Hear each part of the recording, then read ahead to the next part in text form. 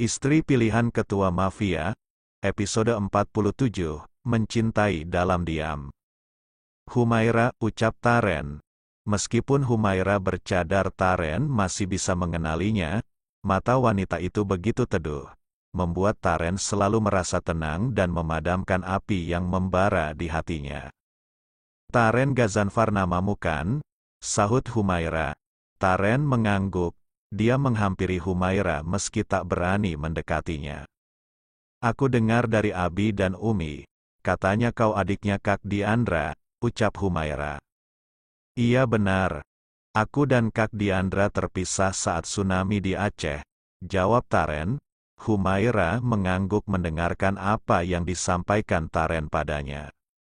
Alhamdulillah, Allah sudah kembali mempertemukan kalian dengan jalan yang indah, ucap Humaira. Alhamdulillah, sahut Taren. Mereka berdua berjalan meski tidak berdampingan memberi jarak yang cukup jauh. Humaira, ku dengar kau akan menikah dengan Ustadz Denny, benarkah? Tanya Taren. Insya Allah, jawab Humaira. Ustadz Denny memang laki-laki yang baik dan soleh. Serasi denganmu, sahut Taren. Humaira hanya diam saja tak membalas komentar Taren. Kau sendiri mau kemana setelah ini? Tanya Humaira.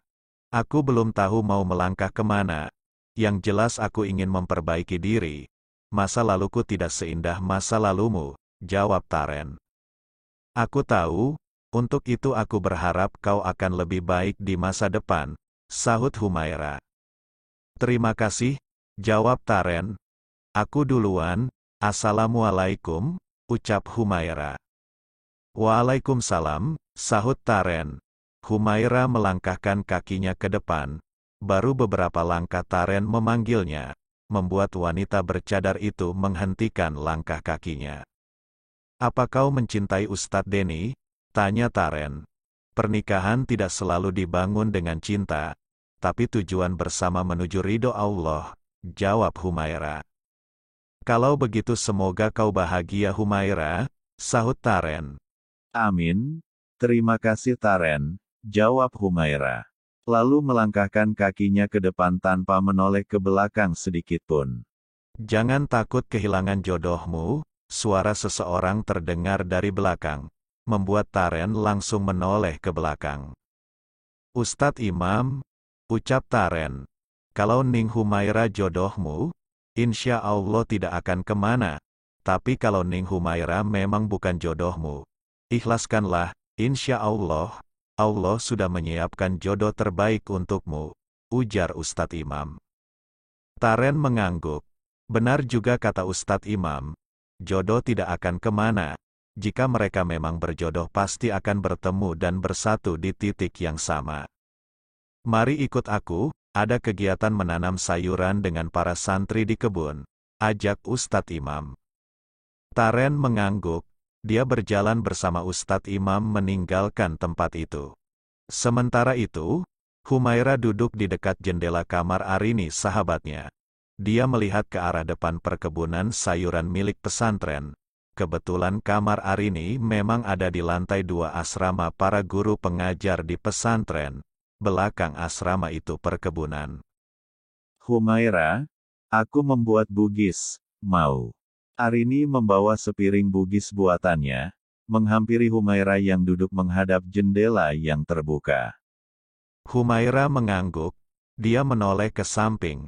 Arini meletakkan sepiring bugis di atas meja yang ada di dekat jendela. Pagi ini kau tidak sibuk Arini?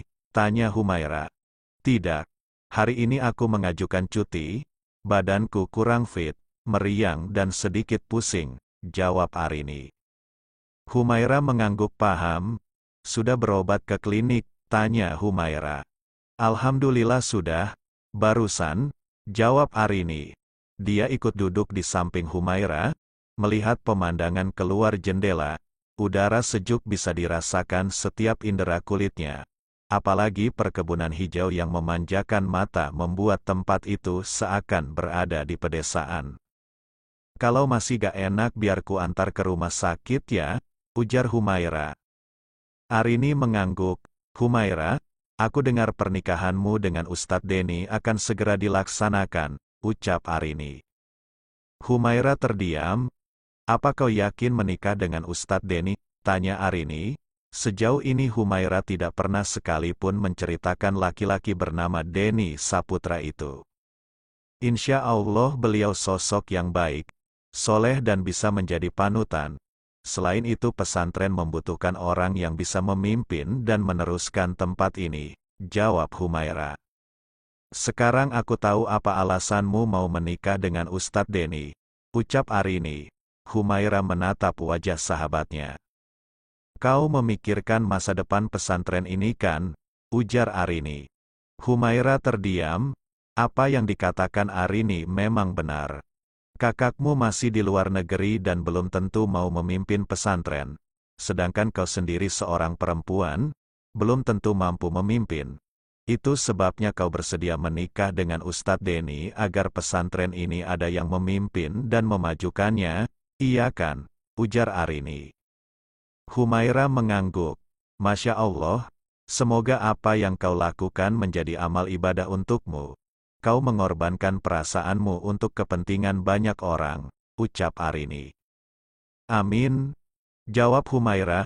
Wanita bercadar itu kembali menatap ke depan. Di kejauhan dia melihat Taren sedang menanam sayuran bersama para santri. Meskipun tidak kelihatan dengan jelas tapi Humaira bisa mengenalinya. Itu Bang Taren kan? Tanya Arini. Humaira mengangguk. Kau mencintainya? Iya kan Humaira? Tanya Arini. Humaira terdiam, dia hanya menatap sendu ke arah depan. Aku sudah mengikhlaskan semuanya Arini, menyerahkan semuanya pada Allah Subhanahu wa Ta'ala, sahut Humaira. Iya, jodoh, rejeki dan maut sudah ada yang mengatur. Percayalah tidak akan tertukar, jawab Arini. Humaira mengangguk, dia mengikhlaskan rasa cintanya, karena cinta yang paling tinggi itu cintanya kepada Allah. Di tempat lain, Alhamdulillah bos, setelah sekian purnama berlalu kita bisa sewa kios, ucap Dudu, tangannya membersihkan meja begitupun Dede yang menyapu lantai. Iya bos. Tidak perlu jadi badut mampang lagi untuk menarik pembeli, tambah Dede sambil tangannya mengerakkan sapu dengan gesit. Siapa bilang tidak ada pertunjukan badut? Sahut Max yang sedang merapikan gerobak baksonya. Maksudnya tetap ada pertunjukan badut mampang lagi bos? Tanya Dudu. Iya bos. Apa tidak terlalu heboh kalau kita mesti jadi badut mampang? Tambah Dede. Ya sudah. Kita ganti pertunjukan balet. Kalian yang akan menari balet sekaligus melayani pembeli, jawab Max. Kalau begitu kita lebih memilih jadi badut bos. Lebih mako daripada menari balet, sahut Dudu. Tapi badut susah kencing dan berat ucap Dede. Setidaknya kita gak kayak Cibi-Cibi. Masa mafia Pinky terus menari balet? Itu kan menurunkan kredibilitas mafia bermartabat sanggah Dudu. Max hanya tersenyum tipis. Mulai besok dia akan berdagang di kios yang disewanya itu.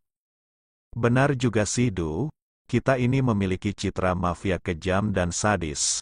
Masa jadi cibi-cibian? Apa kata dunia? Sahut Dede. Sudah-sudah, bersihkan tempat ini. Aku ingin berkeliling sebentar, ucap Max.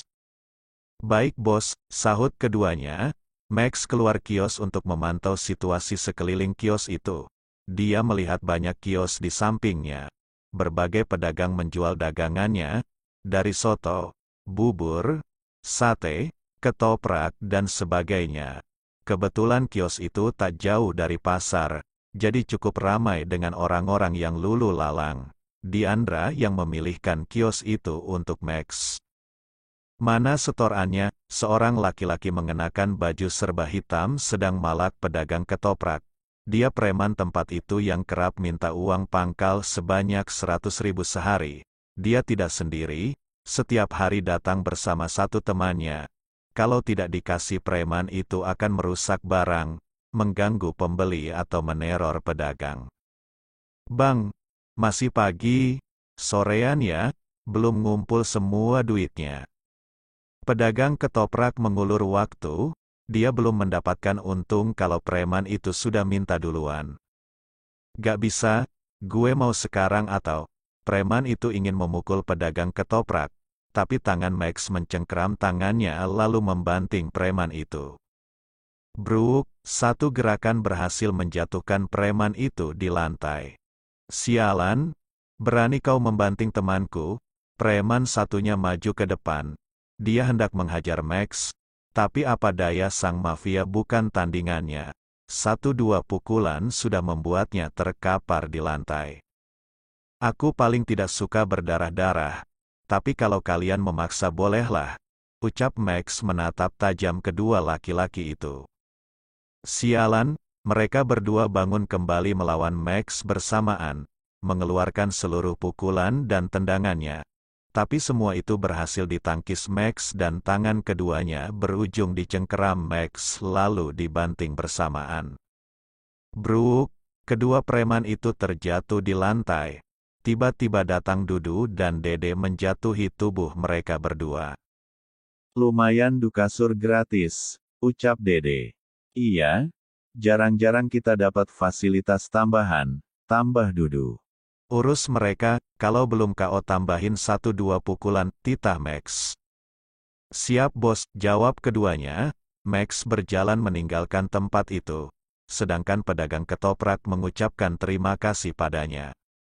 Max tersenyum senang, setidaknya pukulan dan tendangannya kali ini tidak sia-sia. Di tempat yang berbeda, Diandra sedang duduk di restoran menunggu seorang tamu penting yang dari kemarin ingin bertemu dengannya. Dia duduk bersama sekretarisnya, wanita cantik yang bernama Bella Kania, sudah 4 tahun menjadi sekretarisnya Diandra. Dia sangat bisa diandalkan. Wanita cantik berambut panjang dan mengenakan kacamata. Dia masih muda dan single. Bos, ngapain kita harus meladeni orang itu? Tanya Bella. Aku tidak ingin ada yang mengusik usahaku, jawab Diandra. Tapi beliau bukan orang biasa, berkuasa dan berbahaya, sahut Bella. Diandra hanya terdiam.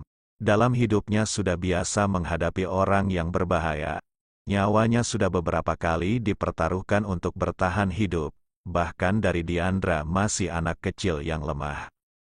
Bos, itu orangnya datang, Bella memberitahu kedatangan orang yang akan bertemu Diandra. Wanita bercadar itu menatap tajam ke arah depan, matanya yang tajam semakin dingin. Apalagi kedatangan orang berkuasa itu sudah mengusik hidupnya. Bersambung. Jangan lupa berikan komentar membangunnya ya. Maafkan juga jika masih banyak kekurangan dalam channel ini. Terima kasih semuanya. Love you sekebon. Semoga bisa menghibur teman-teman semua. Jangan lupa subscribe, like, dan bagikan.